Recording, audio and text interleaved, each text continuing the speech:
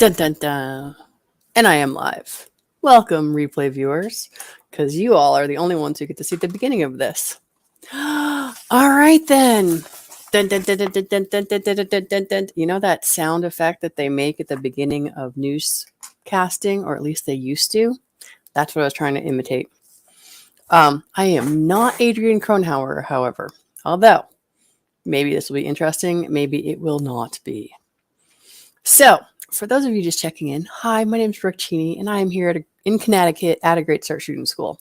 Why I am online talking to you guys? Because, see that? And that? These are new bills that are going up before the Public Health, what is it? Public Health Committee? Yeah, Public Health. Committee of Public Health is actually what it says on here. So, what are these handy dandy bills here? What are they about? Public health, of course.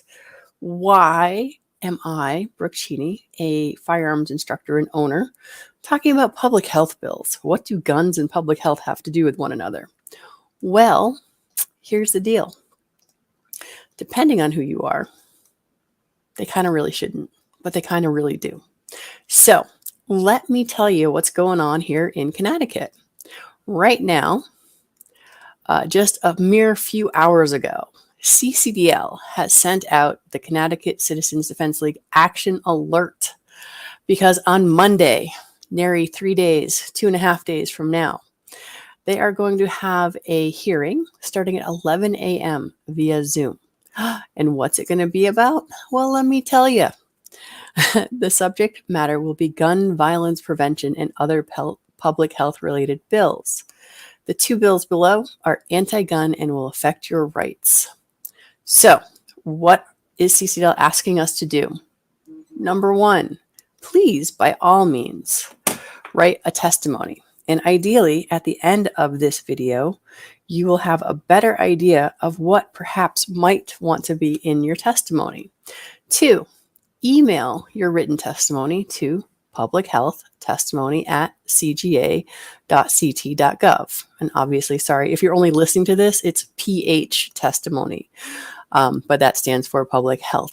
Hey, PN Woods. Yeah. Hold on, wait a second. I gotta grab you. So yes, I feel like I should have a cape. Yeah, well, I'm running. I'm not gonna lie. This is a lot of stuff. I am trying to be a 2A superhero, but really and truly, I just want people to address violence as a problem and stop talking about guns. So, because lots of us have guns that have nothing to do with violence. So, once you've written your testimony, then you're going to email it to not only the public health testimony email, but please, please, please reach out and send it directly to your state senator and representative. If you don't know who your state senator is, we're not talking about Blumenthal and Murphy. We're talking about your district senator. Click on the link that says find your legislator. And I realized I forgot to pre-do that for you all. So I'm going to pop that link right in the chat right now. So give me just a moment. Ta-da! There you go. And if that doesn't work, when I am done, I shall cut and paste these things in the descriptions, both on YouTube and Facebook. All right. And then if by some miracle on Monday, you have time to sit in a Zoom meeting starting at 11 a.m. and going till we don't know when, because I don't know how long they run their hearings, you must click on this testify via Zoom link, which I will also drop this in. This gives you the opportunity to go ahead and let them know what you feel, what your opinions are. You have 3 minutes to testify if you happen to do this testify via Zoom thing. So,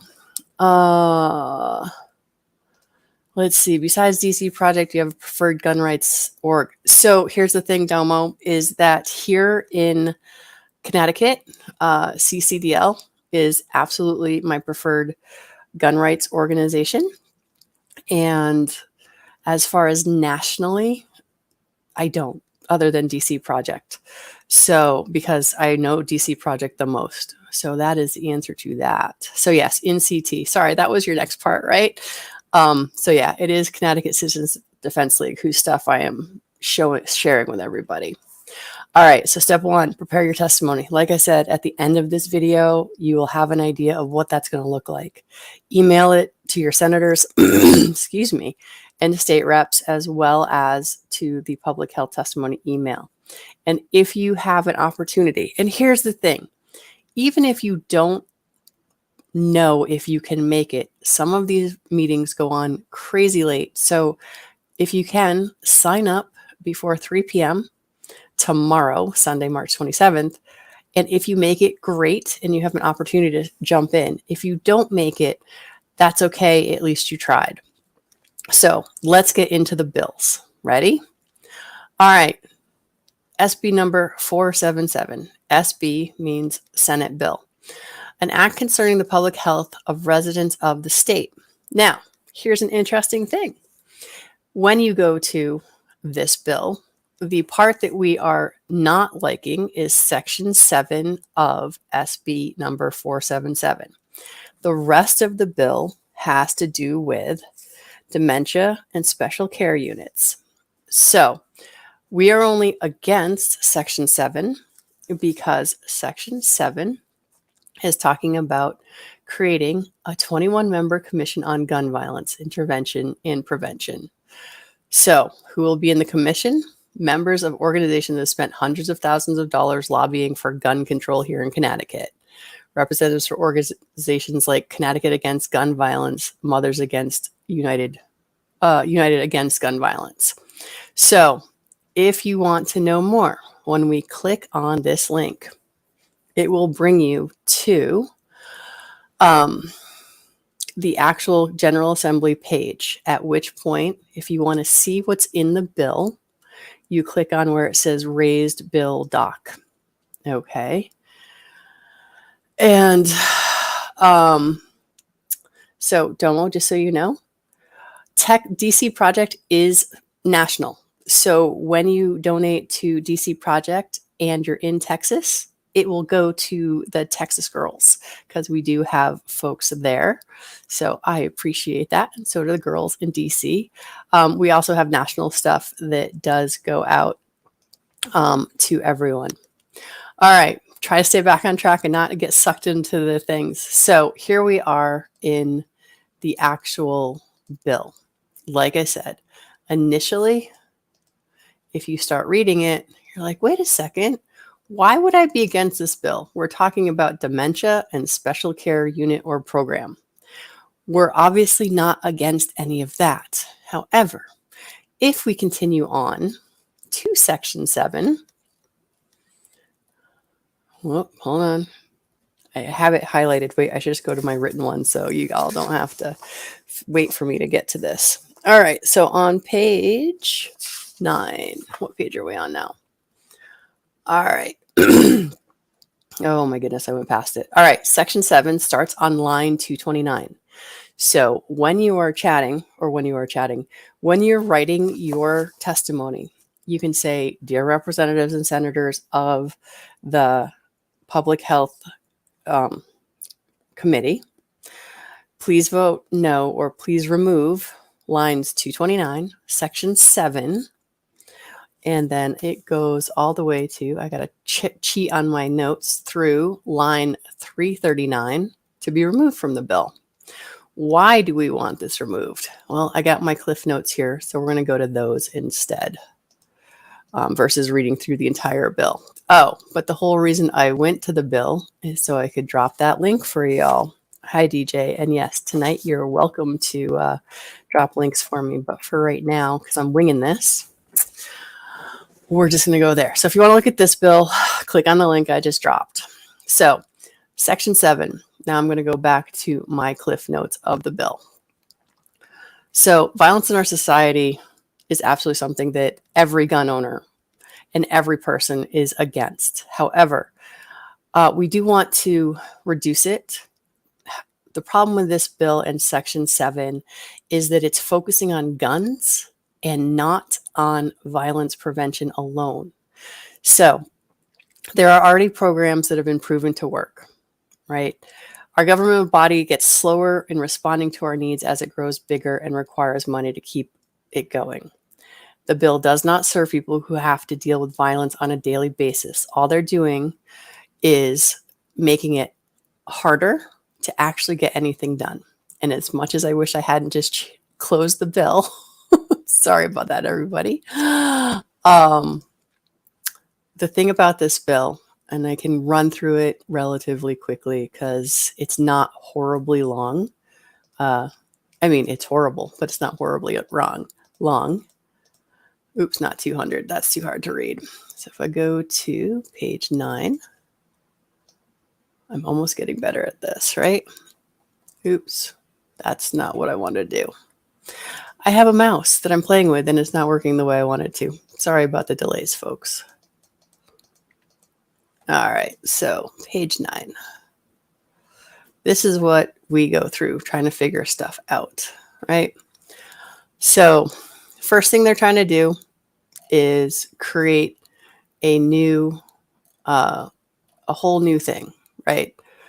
Mental health. Oh, what the heck?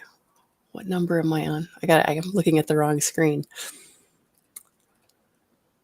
Oh, where'd it go? All right, bear with me.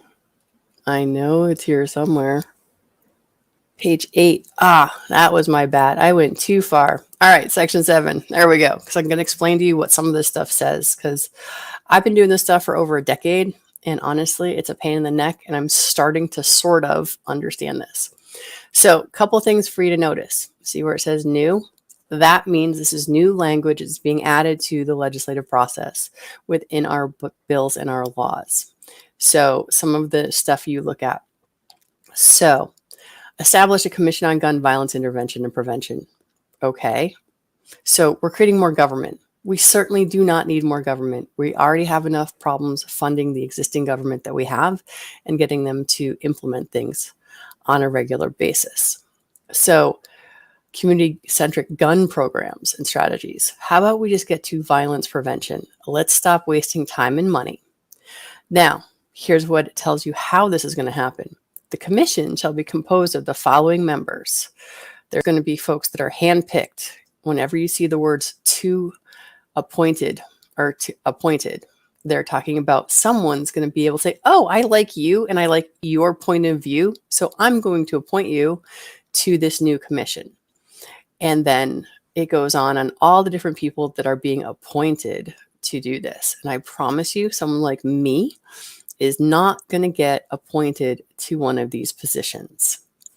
So that's what a big chunk of this is talking about who is getting appointed, right? And who's appointing them.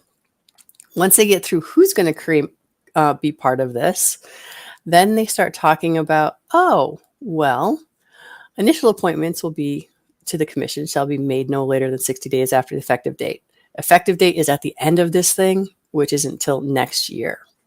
One of my arguments about this is stop putting off helping people now by saying, oh, we have to do this first.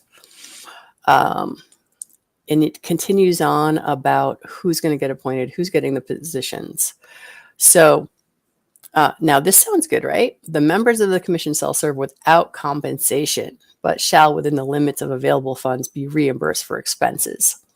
Well, we don't know what their performance of their duties may or may not include. So this is just our government spending more money that we don't need to spend due to the fact we already have the ability to implement violence prevention strategies under public health without creating a new commission. All right, so now here's the next. The commissioner by majority vote shall hire an executive director. Ooh, wait, what's this? Oh, this is so someone else can make money.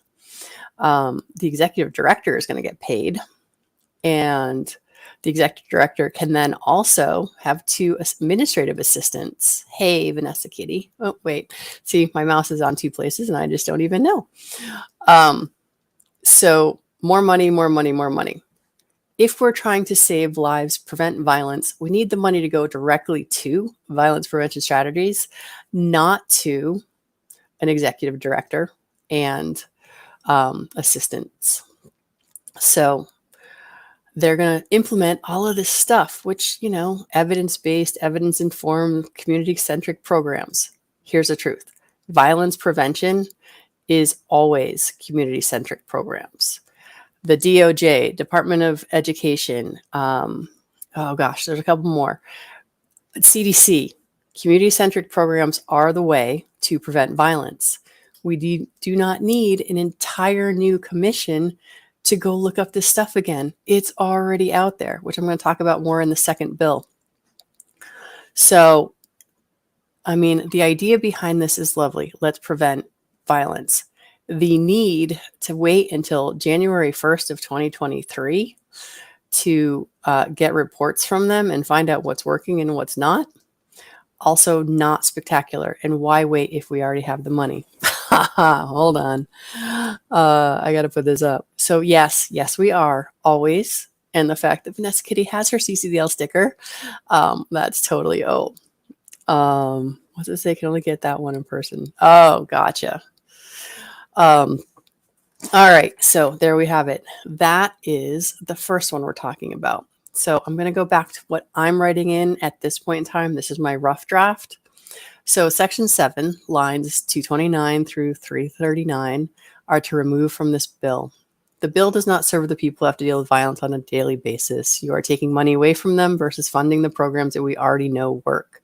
There is no need for another legislative branch. Please remove section 7 of this bill and actually fund the programs that help prevent violence, like after-school programs and the like. Like I said, this is my rough draft. So now we're going to go on to our next bill that CCDL has put out there for. All right. HB number 5397, an act declaring gun violence a public health crisis and establishing the Office of Gun Violence Prevention and Advisory Council on Gun Violence Prevention and Intervention. The bill will declare that gun violence constitutes a public health crisis and will continue to be a public health crisis until their goals are attained. It will establish an Office of Gun Violence Prevention. Oh, yes, that concise request for action. Absolutely, without a doubt. So what are they really looking for? Well, I'm going to close this one so I don't get confused of which things I have open. Let's go here. Again, raised bill number 5397. And just so y'all know, I'll show you this link as well if you haven't had a chance to get here. What this page tells you is how long this has been in the works. They're color coded. So if it had just been popped up today when we got notice of this hearing and the fact this bill was being heard, you would see it new today. However, it's a Saturday, so probably not. If it was blue, like the other one, it'd be 2 to 4 days old. And then 5 days or older is what this bill is. So when you want to read what it says, click on the link and it brings you to the actual documentation. I keep clicking on the wrong thing. Actual documentation of what the bill actually says, which, like I said, it can be painful to read these. However, it's a necessary evil. Let me throw the link if you just want to go directly here because you don't care about the other stuff. So Vanessa, all my doctors now ask about guns and if I have them. When I had Jake on here a couple weeks ago and we were talking about that, he was saying it is absolutely ridiculous. They have no right to ask you this. It's really quite wrong. So let's talk about an act of declaring gun violence a public health crisis. Oh, there's so much in this lovely bill. And I say lovely with about as much sarcasm as I possibly can muster currently. So I just have a hard time with this. Let's just talk about section 1. It is hereby declared that gun violence constitutes a public health crisis in this state and will continue to constitute a public health crisis until the goal set forth in the subsection of section 2 of this act is attained. What are they talking about? What is their goal? To reduce gun violence? Well, of course we want to reduce gun violence because we want to reduce all violence. So there's an established Office of Gun Violence Prevention, which shall be within the Department of Public Health. Here's the truth, folks. We do not need to spend time and money creating another department within a department. Yeah. So all the mental health care and healthcare through the years, one best understands how to chat about firearms to other adult docs. So, I don't think I have read that right. All the mental health care and healthcare through the years, one best understood how to chat about firearms to their medical docs. Right. So that was actually one of the things we talked about with Jake, is how in psychology, psychologists, therapists were really working on Walk the Talk America, of how to get better medical care for people with firearms, as far as firearms people's not feeling like they're being attacked for being firearms. So, all right, onwards.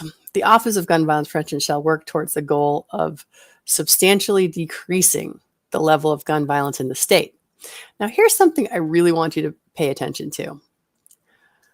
They're saying that the Office of Gun Violence will work towards the goal of substantially decreasing the level of gun violence in the state. However, the first thing they have to do is collect the data on gun violence in the state. Because if you are here for barbecue's long day of legislation, they don't have the numbers. So they're trying to do something that there is already not necessarily a problem for. So gun violence data public available. It already is. The CDC has it. The FBI has it. There is plenty of gun violence data publicly available. As you all know, or not all of you, but tonight is Saturday. So at 9 p.m. tonight, I'll be doing Suicide Prevention Saturday. One of the things about gun violence data is they rarely tell you that 60% of that number, over 60% of the number of gun violence, are suicides. So they are trying to create something that already exists. They want to make recommendations to decrease effects of gun violence on public health, but they already don't have anything, according to them, to talk about what is a reduction. What does that look like? Implementing evidence-informed community-based programs. Again, we already have evidence-based, community-based programs that actually reduce violence, not only in the state, but in our nation. So we don't need one more thing that's going to tell us about what will work, because there's so many programs that are already out there that have been proven to work, whether it's gang violence task force, reducing crime on the streets, reducing violence on the streets. They're all available already.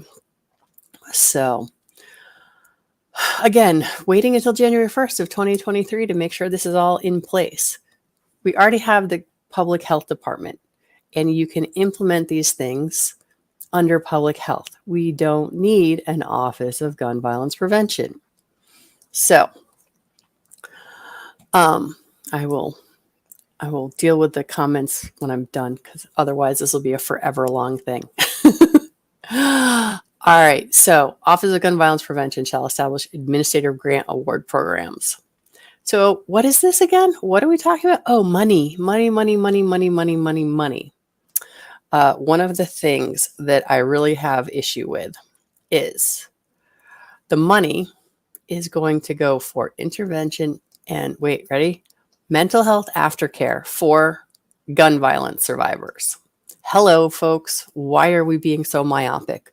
Why would it only be gun violence survivors? Again, we can help so many more people if they took the money that they want to do and the time to help people. I am 100% for mental health aftercare for violence across the board. My notes are, why are we so myopic about this? So violence is important. Mental health aftercare after violence is important. Gun violence is the smallest portion of violence, according to CDC, FBI, DOJ. So again, we're taking this little tiny sliver,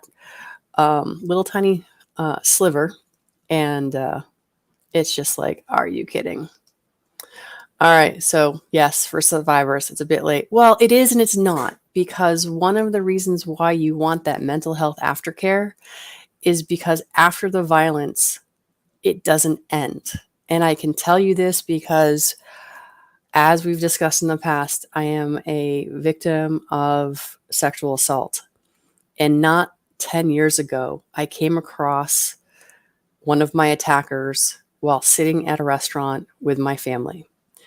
So that mental health aftercare is necessary for goodness knows how long, because that was a really hard day and I had no idea how hard it was going to hit me. That I saw this guy across the room. He looked at me, he smiled at me, and I about lost my stuff. Not that day, not with my family, but thereafter. So mental health aftercare is super important. So, but yes, no real prevention. But what I was going to say, as far as the mental health aftercare, is prevention, in that so many live with violence and assume it's the way that it's supposed to be. And especially if we're talking about gun violence, really, I'm thinking gang violence, right? And so if you get taught how to deal with violence in a way that you're not going to repeat it, then that makes a huge difference. So it can be preventative. All right, I will get off my soapbox and continue on this lovely bill. So, all right, what else is in here? I'm looking at my notes. So I'm going to go to my other notes because I have the links with this. So health crisis, that's what this is supposed to be addressing. Let's talk about health crisis. The CDC already has decided that our suicide rate is 30% higher than it was in 2020, than it was since 2000. And it's been on the rise since 2013. Our teens and preteen population and veterans are at the highest risk. I'm bringing this up because the numbers that are used to calculate gun violence are made up of over 60% coming from deaths by suicide. So we don't need more offices. Line 9, we already talked about the level of gun violence, because they're talking about not knowing it because they need to collect it. Then evidence-based informed. Oh, so here's something that I found. CDC has plenty of violence prevention, and I gave them the link in here so they can just click on it and go. I will share this with you all so that you too can click on it and go.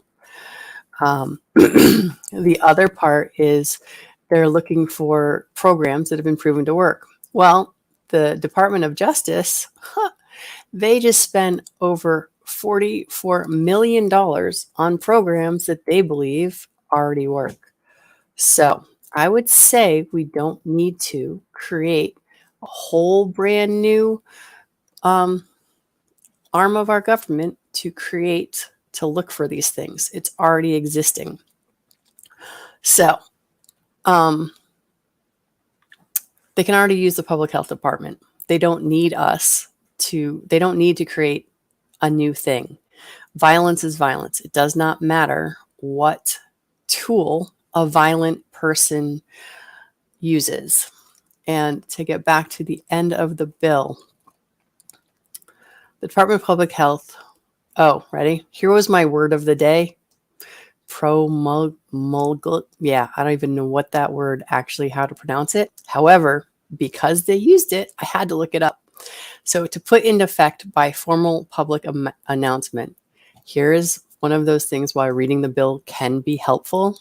This tells you that the Department of Public Health may just decide what rules are necessary for the administration of the grant program.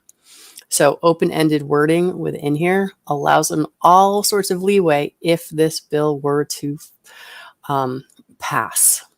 And what else is in here? Well, it's already been half an hour. I'm not even going to go into all the rest of this. So, and there's a lot. I just want to get to the end. And in the end, what is it? Oh, we're going to take $5 million from our general fund to put this in here. And my question that I put in my notes is, If we're taking $5 million from the general fund, what department, and I can never spell lose, who's going to lose that $5 million? What programs could that have gone to if it just went straight to programs and not to a whole brand new arm of government? The bigger the government gets, the slower it moves. The slower it moves, the less people are getting helped. So, all in all, that's kind of the summary of what I got for everybody. If you haven't seen the CCDL action alert, I ask you to do so. I think I put all the links in here, but I'm going to get off here momentarily and I will double check to make sure I've got the links. Any questions, anything you need, let me know. Direct message me, go to my Facebook page, leave me a message, any of that, and I will happily help you with testimony. If you need help writing it, I will help you find your senator and representative. You have the links, and if you're considering testifying live and in person and you want some coaching, I will happily help you after 2 o'clock or 3 o'clock tomorrow, because I'm actually getting to talk to someone tomorrow about the first bill we talked about, number 477, because the beginning of it being about dementia and special care units, I have someone who's going to take that part as well. All right, let me go. Oh, sorry. I said I'd get back to the comments. Let me see if I can scroll. All right. Oh, shucks. I don't know where I lost them, where the last one was. I'm going to do this real quick. Anyone else? Let's see. Speaking. All right. So just switch paramedic care, made sure she does have my care license and armed sword securely, newest gun laws. Only I have access secured if they are not. Right. And to me, I'm one of those people that honestly, I don't think it's anyone's business how I do anything. I know there's laws out there, but I try not to talk about stuff. So nobody mentions the suicide numbers. And when they do, as of late, they've actually been trying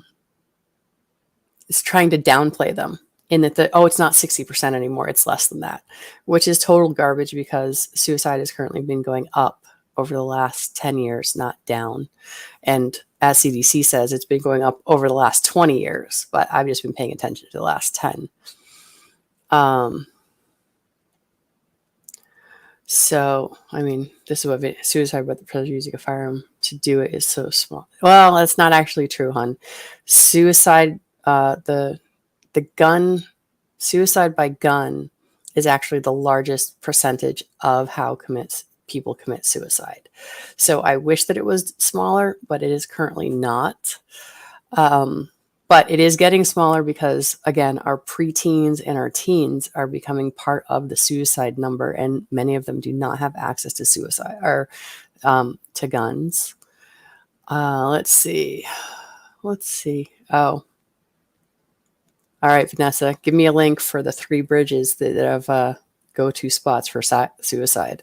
I'm not sure I'd put it up anywhere, but I would just like to have that for what my just for my own personal thing.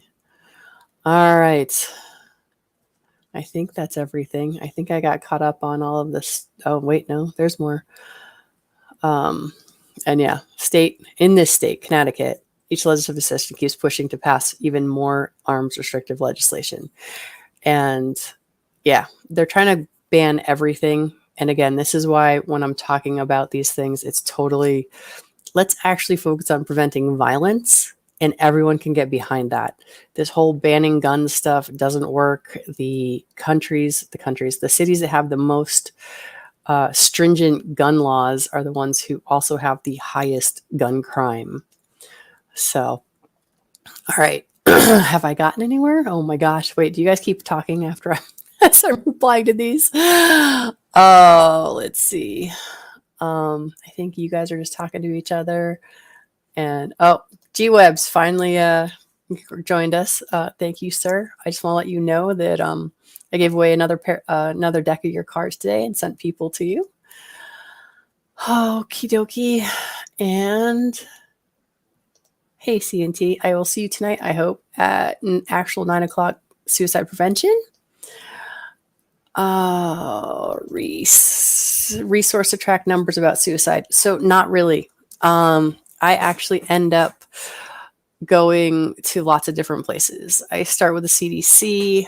I then go to wherever they got their numbers from, and then try to look up, what studies they pulled their information from. So that's kind of how that goes. It's same with violence prevention stuff. Is that I generally go to the crime FBI database, Department of Justice. They do a lot of violence prevention stuff, but CDC has the best numbers. But then I usually try to dig down. So, alrighty, and that's it. I think I got caught up with everybody. So, anybody watching the replay, have fun. And yeah, I'm not going to disagree with you, G-Webs, but for sure I've gotten better at it. And there are other places you can go. But I'll talk about that tonight. I'll put that on a chat of how to find about suicide prevention or suicide numbers for real, as far as guns versus everything else and that sort of stuff. All right, all. MK Joe, thank you, sir. And I will talk to you at 9. All right. Goodbye, all.